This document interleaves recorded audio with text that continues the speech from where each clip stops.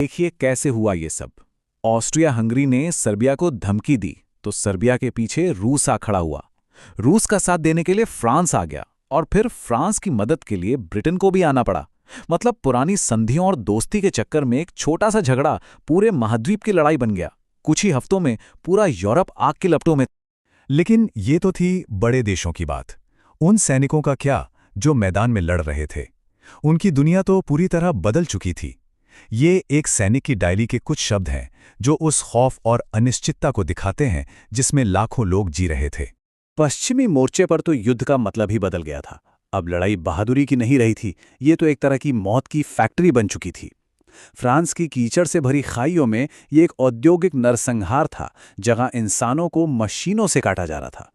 और इस मौत की फैक्ट्री को चला रहे थे नए खौफनाक हथियार, मशीन गन, जो 1 मिनट में सैकड़ों जानें ले सकती थी। जहरीली गैस जो फेफड़ों को अंदर से जला देती थी। पहली बार इस्तेमाल हुए टैंक जो लोहे के जानवरों की तरह जमीन को रौंद रहे थे। और ऐसी तोपें जिनकी गूंज 100 किलोमीटर दूर तक सुनाई देती थी। इन सब ने मिलकर लड़ाई को पहले से कई ज्यादा जानलेवा बना दिया था। एक और सैनिक ने अपनी डायरी में जो लिखा वो सुनकर रोंगटे खड़े हो जाते हैं। कीचड़ हमारा बिछौना है और आसमान हमारा कफन। सोचिए, ये लाइनें उस नाउम्मीदी को दिखाती हैं जो खाइयों में बैठा हर सैनिक महसूस कर रहा होगा। जिंदगी और मौत के बीच का फासला जैसे खत्म ही हो गया था। और ये तबाही सिर्फ खाइयों तक ही सीमित नहीं थी। इसका असर उन घरों तक पहुंच रहा था जहां से ये सैनिक आए थे। जरा फ्रांस की उस मां के बारे में सोचिए जो हर रोज अपने बेटे के खतों का इंतजार करती थी।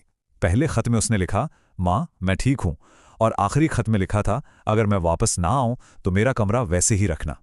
और फिर एक दिन दरवाजे पर एक अफसर आया, सबसे बुरी खबर लेकर।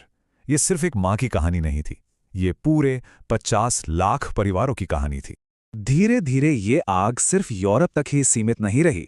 बहुत जल्द इसने पूरी दुनिया को अपनी लपेट में ले लिया। नए नए देश इसमें शामिल होते गए और जंग के नए मोर्चे खुलते गए।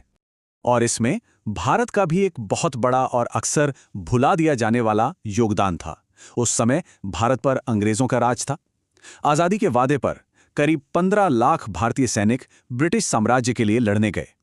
फ्रांस से लेकर अफ्रीका तक उन्होंने एक अनजान जमीन पर अपनी जान की बाजी लगाई। वहीं दूसरी तरफ था अमेरिका।